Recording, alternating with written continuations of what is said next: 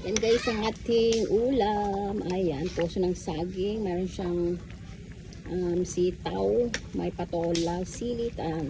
Sinanggan natin siya ng bangus. Spray ng bangus. Ayan. Guys, huwag na kayo magkakagay guys. Madami sa baon. So, dahil kakain dyan. Tsaka lalagyan natin mamaya yung dako ng saluyot. Tsaka yung guys, yung bulaklak ng kalabasa. Guys, natin yung dako ng saluyot guys. Tapos yung bulaklak ng kalabasa.